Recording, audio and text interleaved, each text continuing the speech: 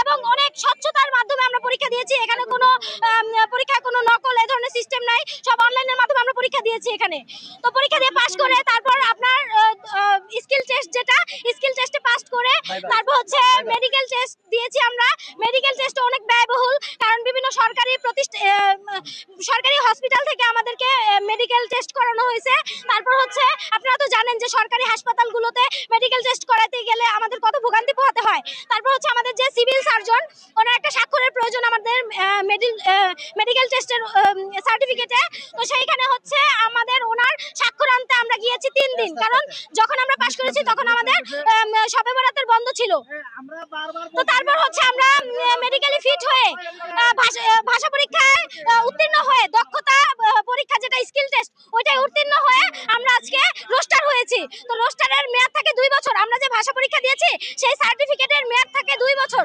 তো 2 বছরের মধ্যে আমরা ইস্যু পাই হচ্ছে 8টা, মানে 8 বার হচ্ছে আমাদের দক্ষিণ কোরিয়ার ভিসা ইস্যু হয়। তো সেইখানে 8 বারের মধ্যে আমাদের ফাইলগুলো, মানে হচ্ছে আমাদের যে জব অ্যাপ্লিকেশন ফর্ম, সেটা দক্ষিণ কোরিয়ার বিভিন্ন কোম্পানিতে প্রেরণের কথা হচ্ছে 8 বার, কিন্তু সেইখানে আমাদের ফাইল একটি বারের জন্য পাঠানো হয় নাই। তো আমরা তো এত কষ্ট করেছি, আমরা যে শ্রম দিয়েছি, মেধা দিয়েছি, অর্থ দিয়েছি, তো এগুলোর মাধ্যমে আমরা তো চাই নাই যে আমাদের ফাইলগুলো, আমাদের জব অ্যাপ্লিকেশন ফর্মগুলো বয়েসেলের টেবিলের নিচে পড়ে থাক।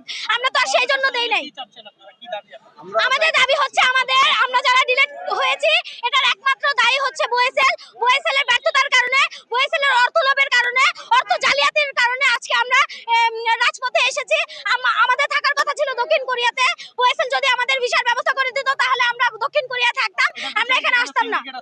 অবশ্যই আছে, বয়েসেলের ইস্যু বাণিজ্য আছে, তারপর হচ্ছে সার্কুলার বাণিজ্য আছে। এটার মাধ্যমে বয়েসেল কোটি কোটি টাকা হাতায় নিচ্ছে। এই সম্পর্কে প্রশাসন একদম নিশ্চুপ ভূমিকা পালন করছে। আমরা চাই আমাদের যে দুদক, আমাদের যে দুর্নীতি দমন কমিটি, তারা কোথায়? তারা কেন আজকে বয়েসেলের থেকে সুষ্ঠু তদন্ত করছে না? সুষ্ঠু তদন্ত করে কেন আমাদের দাবি মেনে নিচ্ছে না? এই জন্য আমরা আজকে রাজপথে এসেছি, যেন আমাদের দাবি হচ্ছে আমাদের অটো রোস্টারের মাধ্যমে আমাদের দক্ষিণ কোরিয়ার ভিসা দিতেই হবে। এখন এটা কিভাবে দিবে বয়েসেল? এটা একমাত্র বয়েসেলের হাতে।